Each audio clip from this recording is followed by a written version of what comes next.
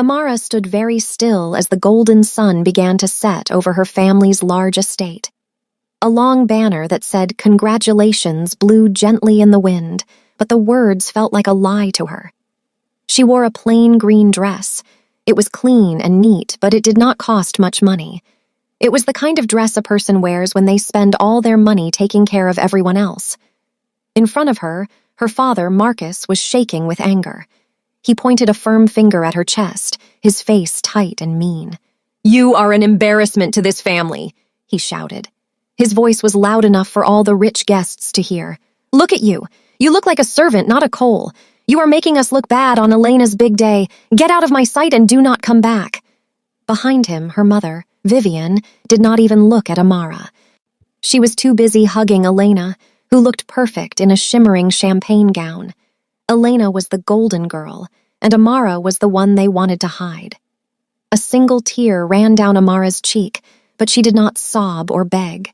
She kept her back straight and her head held high, even though her heart felt like it was being crushed. But Amara was not as alone as she thought. Standing near the edge of the garden was a man in a perfectly tailored black suit. His name was Jae-hyun Park. In this bright, happy garden, he was the only shadow. He did not look at the perfect sister or the angry father. His sharp, serious eyes were locked only on Amara. He had been looking for her for 3 years, and now that he had found her, he was never going to let her be used again. 3 years ago, the sky was not golden. It was dark, heavy, and crying with a rain that would not stop. Amara was much younger then, working a late shift at a small, run-down clinic on the edge of the city. She was tired. Her feet ached, and she was counting the minutes until she could go home to her small apartment. At that time, she was still trying to be the perfect daughter, sending every extra dollar she earned back to her father and sister. The bell above the clinic door rang sharply. Amara looked up, expecting a neighbor with a cold or a scraped knee. Instead, a man stumbled inside. He was tall, but he was leaning heavily against the wall. He wore a black suit that was soaked with rain and something much darker. Blood. Amara did not scream. She had spent her whole life being the calm one, the one who stayed steady when everyone else panicked. She rushed over and caught him just before he hit the floor. His skin was pale and his breath came in short, painful gasps. He had a deep wound in his side, and the red stain was spreading fast across his white shirt. "I need to call an ambulance," Amara whispered, reaching for the phone. The man's hand shot out. Even though he was weak, his grip was like iron. He shook his head slowly. His eyes were sharp, like a hawk's, even through the pain. Amara knew then that this was not a normal man. If she called the police, he might go to jail, or worse, the people who hurt him might find him here. She made a choice. It was the kind of choice that changes a person's life forever. She helped him into a back room and shut the door. For the next 3 hours, Amara did not think about her tired feet or her boss. She only thought about saving the life of the stranger on her table. She cleaned the wound and stitched it with careful, steady hands. She worked in silence, and he watched her the whole time. He did not cry out. He did not even flinch. When the sun finally began to rise, the man stood up. He was still weak, but he held himself with a strange, powerful grace. He looked around the small, poor clinic and then looked back at Amara. He saw her plain clothes. He saw her tired eyes. He saw the kindness she gave for free. "Why didn't you turn me in?" he asked. His voice was deep and smooth like velvet. Amara shrugged, her back straight as always. "You were hurting," she said simply. "Everyone deserves a chance to keep living." The man stepped closer. The air seemed to grow still around them. He reached out and touched the side of her face for just a second. "My name is Jae-hyun Park," he said. "I will remember your face, Amara Cole. One day I will return the favor." Then he walked out into the gray morning and disappeared. Amara watched him go, thinking she would never see him again. She thought he was just a ghost from a rainy night. She went back to her life of being used by her family, never knowing that a king had just promised her a throne. For 3 years after that rainy night, Amara lived in a world made of shadows and heavy burdens. While Jae-hyun Park was a distant memory, Her family was a weight on her shoulders every single day.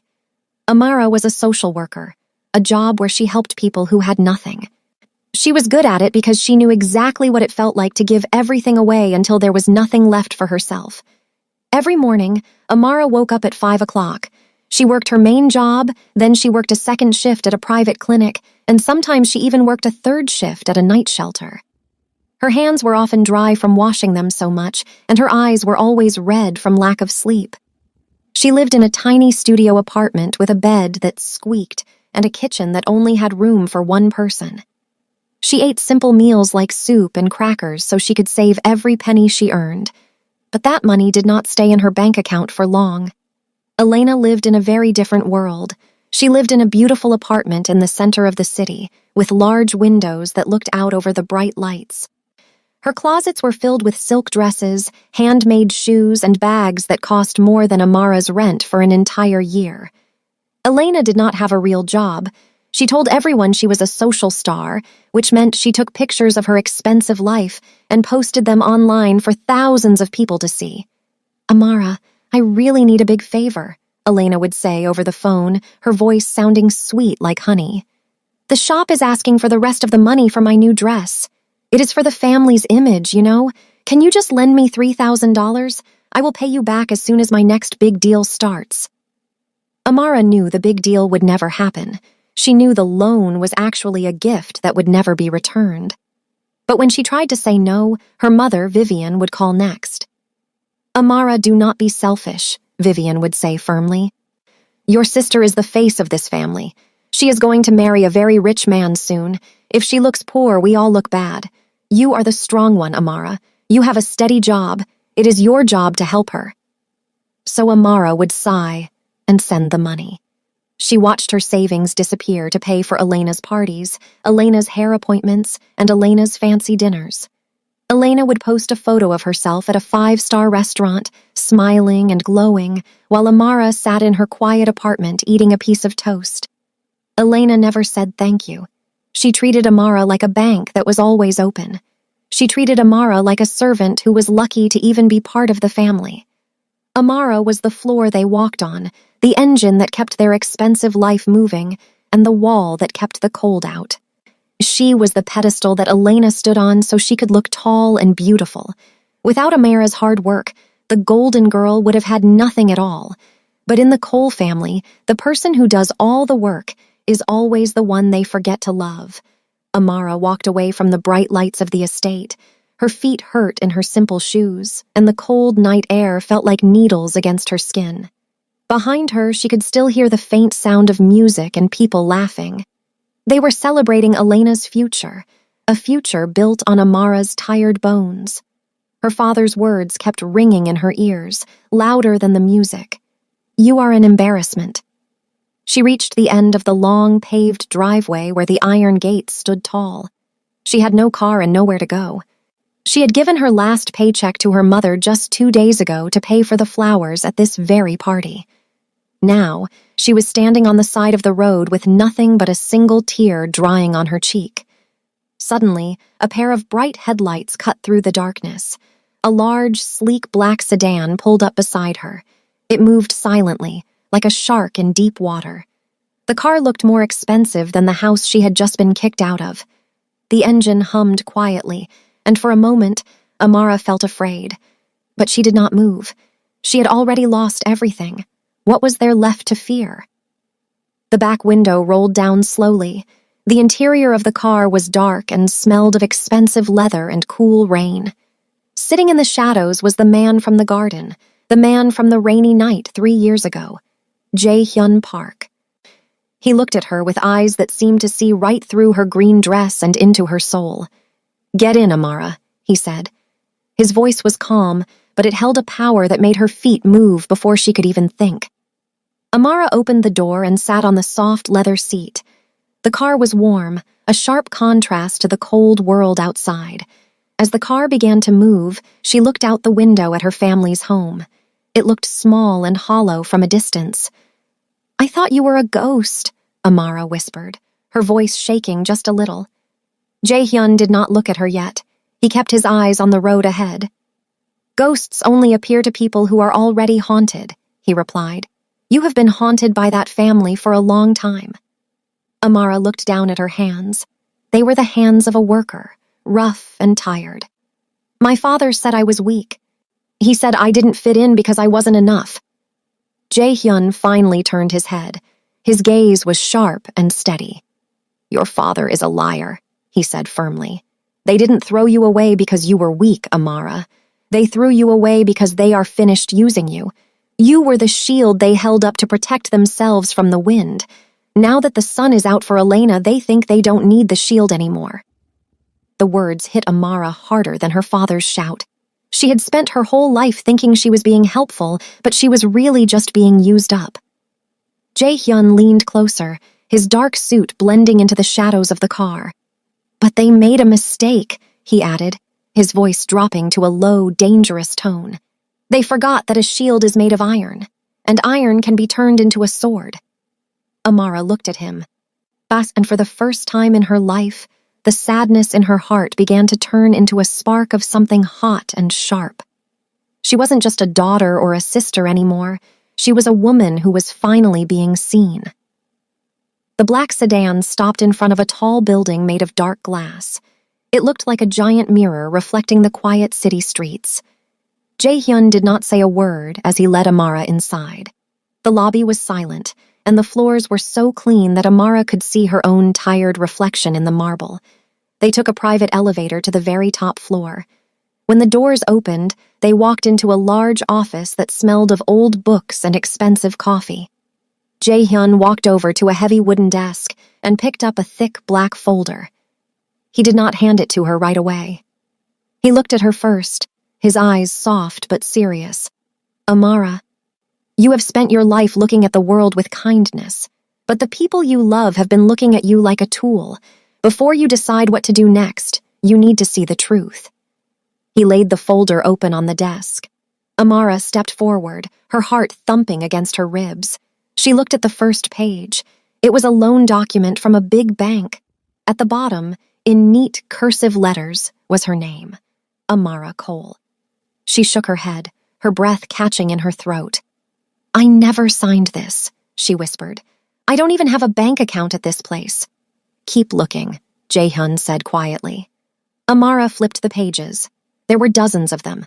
Credit cards she never owned, loans for expensive cars she never drove, a mortgage for a building she had never visited. Each one had her signature at the bottom. The handwriting looked just like hers, but she knew it was a lie. Her father, Marcus, had spent years practicing how to write her name so he could steal her future. She looked at the final page where a bright red number was circled. $2.5 million. Amara felt dizzy.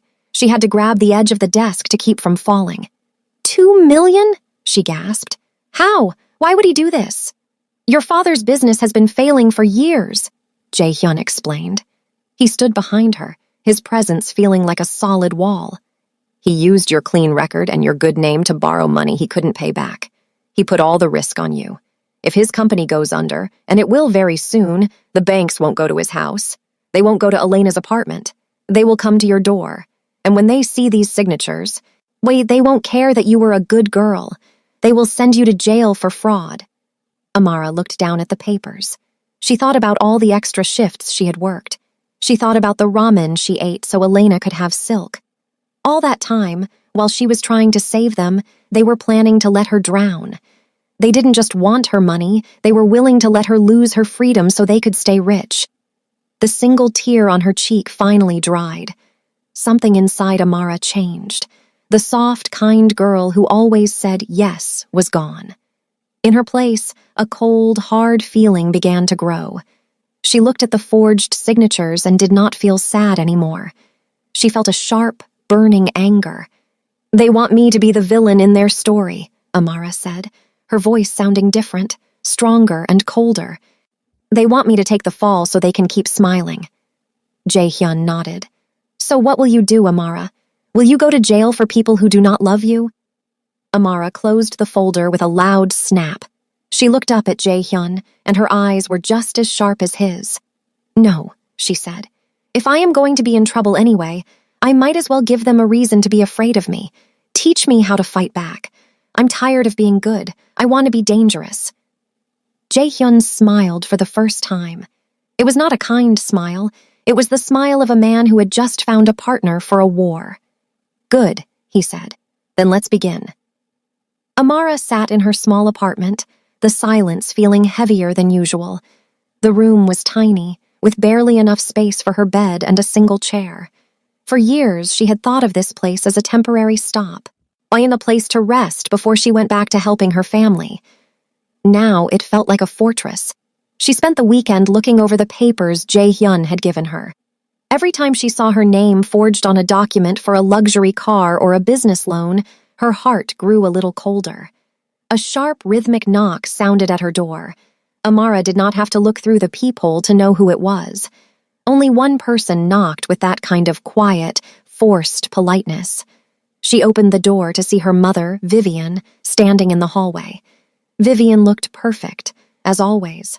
Her hair was styled neatly, and she wore a navy blue dress that cost more than Amara's entire furniture set. She looked around the small, cramped room with a look of pity that made Amara's stomach turn.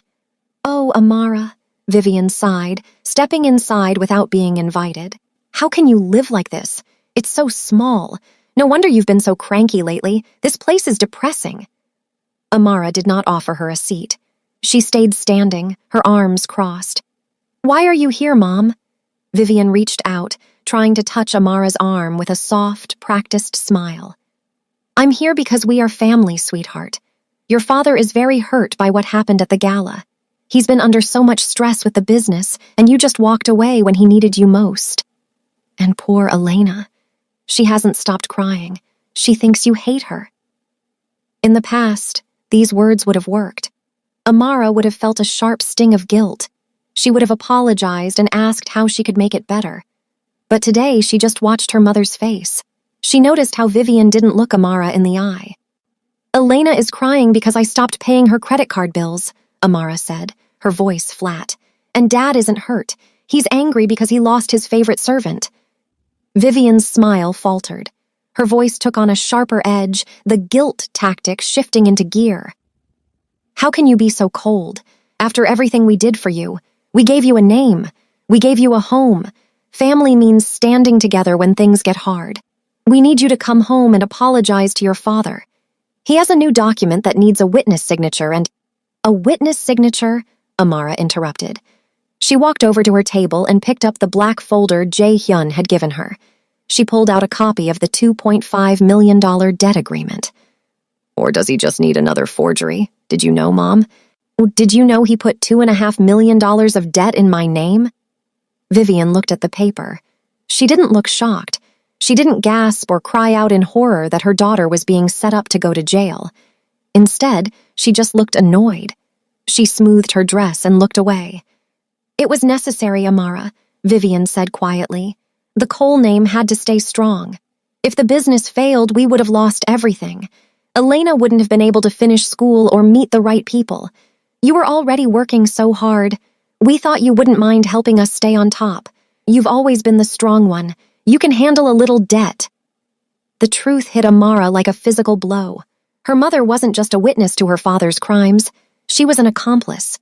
She had sat at dinner with Amara for years, eating food Amara paid for, while knowing that Amara was being pushed toward a prison cell. "A little debt?" Amara's voice was a whisper of pure ice. "You were going to let me go to jail so Elena could have silk dresses. You knew. You both knew." "Don't be dramatic," Vivian snapped, her elegant mask finally slipping off. "You're a social worker. Nobody cares about a social worker, but your father and sister are important people. Now stop this nonsense and come home. We need that signature today." Amara walked to the door and held it wide open. "Get out!" Vivian blinked, looking stunned. "Excuse me?" "Get out of my house," Amara said, her posture as straight as an iron rod. "And don't ever come back. You aren't my mother. You're just a stranger who used me for 3 decades. Vivian puffed out her chest, looking offended. "You'll be sorry, Amara. Without us, you are nothing. You'll be alone." "I've been alone my whole life," Amara replied. "I'm just finally enjoying the peace." As soon as Vivian stepped into the hallway, Amara slammed the door and locked it. Her hands were shaking, but not from sadness. It was the feeling of a heavy chain finally breaking. She picked up her phone. She pulled up her mother's contact and then Elena's. One by one, she pressed the button. Block, block, delete. She looked at her reflection in the small mirror by the door. She was still the girl in the modest clothes, but the good girl was officially dead. She picked up the phone again and dialed the only person who had ever truly seen her. Jae-hyun, she said when he picked up. The poison is out of my house. Tell me what I need to do to start the first strike. Amara sat at a dark desk in Jae-hyun's private office. The city lights outside looked like small diamonds, but her mind was on something much sharper. Jae-hyun pushed a laptop toward her. On the screen was a file for Julian Vance, the man Elena was supposed to marry. To the world, Julian was a young king of business. To the banks, he was a man drowning in secrets. He is just like your family, Jae-hyun said, leaning against the window. He looked calm, but his eyes were dangerous. He has no real money, Amara. He is using Elena's family name to get big loans. At the same time, your father is using Julian's wealth to keep the coal business alive. It is a house made of cards. One small puff of wind will blow it all down. Amara felt a cold smile touch her lips. She thought about Elena's shimmering champagne dress and her mother's smug face. They were all living a big lie, and they were happy to let Amara pay for the costume.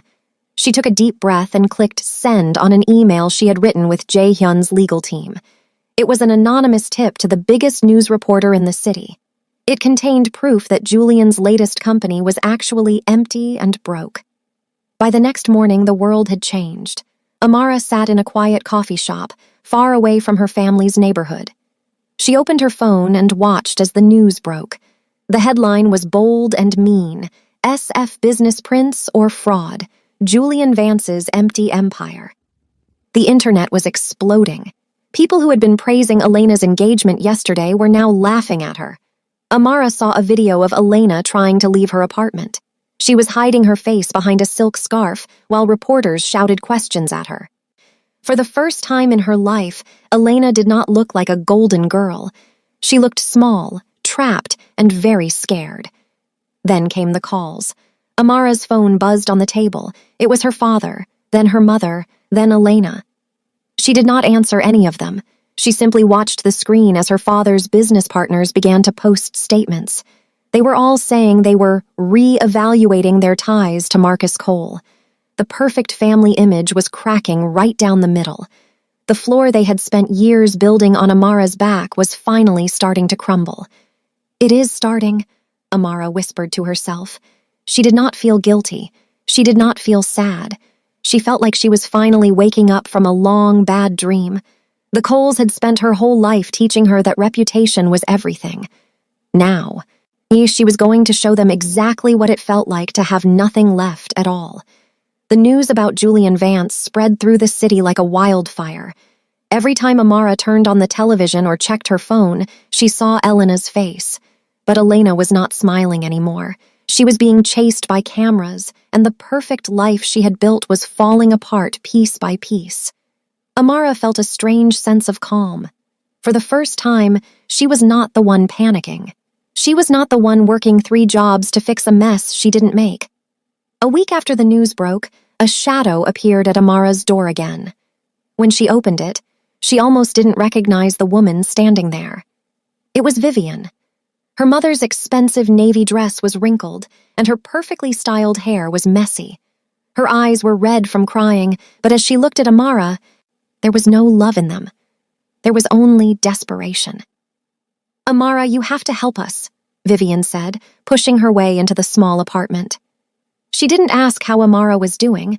She didn't apologize for the $2.5 million in debt or the lies. She went straight to the kitchen table and sat down, her hands shaking. "The bank called this morning. Because of the news about Julian, they are looking at your father's business records. They are threatened to take the house, Amara. Everything we worked for, it's going to disappear." Amara stood by the door, her hand still on the handle. She didn't move toward her mother. She didn't offer a hug or a glass of water. "Why are you telling me this, Mom? You told me I wasn't part of the family anymore. You told me I was an embarrassment." Vivian looked up, and for a second, she tried to look like the sweet mother she used to pretend to be. "I was just stressed, sweetheart. You know how your father gets. We didn't mean those things. But we are in a corner now. Elena's wedding is canceled, and the lawyers are asking for money we don't have. I know you have a secret savings account. I know you've been hiding money from your extra shifts." Amara almost laughed, but it was a cold, sharp sound. "I don't have a secret account, Mom. I have the money I used to pay for your groceries. I have the money I saved so Elena could have her hair done. That money is gone because I gave it to you." Vivian leaned forward, her voice becoming a hiss. "Then find it. Take out a loan. Ask that man you were with, that Korean man in the black car. He looks rich. If you just give us $50,000, we can pay off the most aggressive reporters. We can save the family image. Do you want your sister to be a joke for the rest of her life? Do you want us to be homeless?" Amara looked at her mother and finally saw the truth clearly. Vivian didn't care that Amara was facing prison. She didn't care that Amara was living in a tiny room while they lived in a mansion. She only cared about the image. She only cared about the reputation. She was a hunter, and Amara was the prey she had caught in her trap. "No," Amara said. The word was small, but it felt as heavy as a mountain. Vivian blinked, as if she didn't understand the word. "What did you say?" "I said no," Amara repeated, her voice getting louder and steadier. "I am not giving you another penny. I am not signing another paper. I am not saving Elena, and I am not saving Marcus. You used my name to build a mountain of lies, and now that mountain is falling on you. I am not going to stand under it and let it crush me just so you can stay dry." Vivian stood up, her face turning ugly with rage. "You selfish, ungrateful girl. We raised you. We gave you everything. If you don't help us, I will tell everyone that you were the one who stole the money. I will tell the police it was all your idea." Amara didn't flinch. She thought of Jae-hyun and the black folder filled with proof of her father's forgeries. She thought of the first strike they had already planned. "Go ahead and tell them, Mom," Amara said, opening the door wide. "But remember one thing. I'm a social worker. I have spent my life helping people tell the truth, and the truth is, I don't belong to you anymore." Vivian let out a scream of frustration and marched out into the hallway. "You'll regret this, Amara. You'll be nothing without us." Amara watched her mother walk away until she disappeared around the corner. She closed the door and leaned her back against the wood.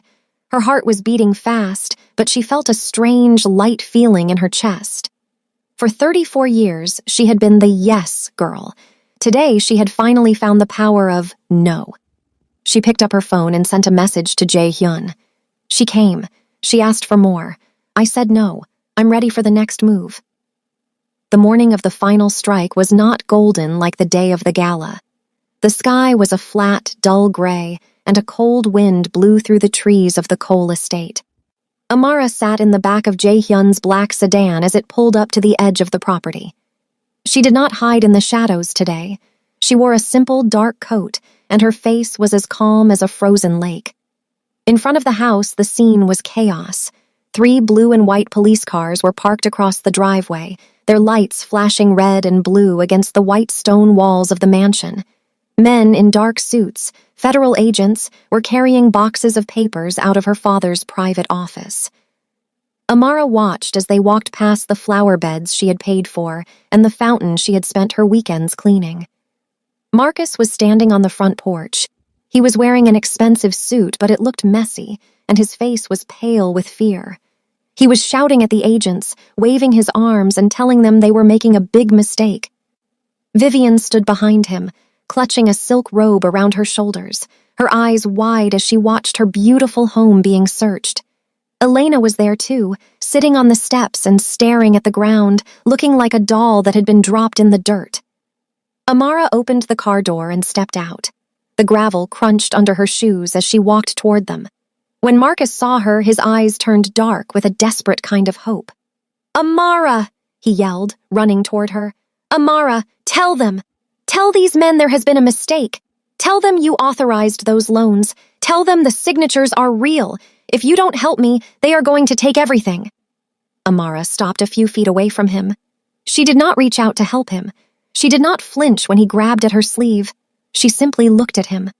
"I can't tell them that." "Oh, Dad," she said, her voice carrying through the cold air, "because I didn't sign them, and we both know it." One of the agents walked over. He held up a piece of paper, the same $2.5 million debt agreement Jae-hyun had shown her. "Mr. Cole, your daughter has provided us with the original records of her employment and her bank history. They do not match these loans. We have also found the practice sheets in your desk where you were learning to copy her handwriting." Marcus fell silent. He looked at the paper, then at the agents, and finally at Amara. For the first time in his life, he didn't look powerful. He looked like a small, broken man who had run out of people to step on. Behind him, a worker from the estate began to untie the long "Congratulations" banner that had been hanging above the door since the gala. It was dirty now, stained by the rain and the wind. As the worker pulled the rope, the banner fell. It didn't float gracefully. It dropped like a heavy, wet rag and landed in the mud of the driveway. The word "Congratulations" was covered in dirt. Vivian ran forward, her voice high and shaky. "Amara, how could you do this? We are your family, this house, the cars, Elena's future. It's all going to be gone. Who is going to take care of us?" Amara looked at her mother, then at her sister, and finally at her father. She thought of the 3 jobs, the ramen dinners, and the years of being invisible. "You all thought I was the weak one because I served you," Amara said quietly. "But you didn't realize that I was the only thing holding this house up. I was the floor you walked on, the roof over your heads, and the money in your pockets. You pushed me out because you thought you didn't need me anymore, but you forgot that when the floor leaves, the whole house falls down." The agents led Marcus toward one of the cars. He didn't fight them anymore. He just walked with his head down. Vivian and Elena stood on the porch, looking at the empty driveway and the mud-stained banner. They looked at Amara, waiting for her to give in, waiting for her to say she would fix it. But Amara just turned around. She walked back to the black sedan where Jae-hyun was waiting. She didn't look back at the mansion. She didn't look back at the empire of ash she had left behind. She got into the car, and as it pulled away, she felt a weight lift off her heart that had been there for 34 years. The source of their power was gone, and Amara was finally, truly free. 6 months after the walls of the Cole mansion fell, a new building stood in a busy part of the city. It was not a mansion, and it did not have a fancy driveway. It was a bright, clean center with large windows and a sign that simply said, "The Amara Center." Inside, the rooms were filled with the sounds of children playing and people getting the help they actually needed. This was Amara's dream, and for the first time in her life, she was the one in charge of it. The evening of the grand opening was warm and clear. The room was crowded with social workers, neighbors, and people from the community. There were no fake smiles or champagne silk gowns. These people were here because they respected Amara, not because they wanted to be seen at a party. Amara moved through the room with a calm, steady grace. She was no longer wearing the modest green dress that made her look like a servant. Today, she wore a sharp, dark suit that fit her perfectly. Her hair was styled with confidence, and she wore a small gold necklace, the first piece of jewelry she had ever bought for herself with her own money. She stood at the front of the room to give a short speech. Her voice did not shake. "For a long time, I thought being strong meant carrying everyone else's weight," she said, her eyes scanning the friendly faces. "I thought my value was based on how much I could give away, but I learned that you cannot pour from an empty cup. This center is a place for the people who do the work, the people who are often forgotten. Here you are not a tool, you are a human being." The crowd clapped loudly, and Amara felt a genuine smile spread across her face. It was not a smile meant for a camera, it was a smile of peace. As the guests began to move toward the refreshments, Amara felt a familiar presence behind her. She turned to see Jae-hyun Park standing near the windows. He wore his usual black suit, looking as sharp and serious as the first night she saved him. He did not walk over to take credit for her success. He did not act like he had saved her. He stood back, watching her with a look of quiet pride. When she walked over to him, he handed her a small glass of water. "You look different today," Jae-hyun said. His voice was still low and smooth, but there was a new warmth in it. Amara tilted her head. Different how? Is the suit too much? No, he replied, shaking his head. In the garden, you looked like a shield that was tired of the rain. Today, you look like the person the shield was meant to protect. You look like you finally know you are worth the space you take up. Amara looked out at the center she had built. Her father was in a cell, her sister was starting over in a small town, and her mother was finally facing the silence she had created. Amara did not hate them anymore, she just did not think about them. They were part of a story that had already ended. You told me that night in the car that someone would finally see me, Amara whispered. Jae-hyun stepped a little closer, but he did not crowd her. He respected her space, treating her like an equal partner in a world that usually tried to own her.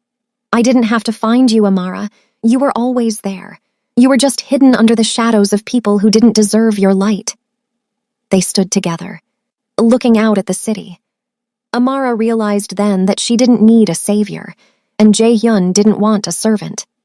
He was a man who had spent his life in the dark, and he had finally found the only person strong enough to stand beside him without blinking. For the first time in 34 years, Amara Cole was not useful. She was not a resource. She was not a tool. She was simply Amara. And for the man standing next to her, that was the only thing that mattered.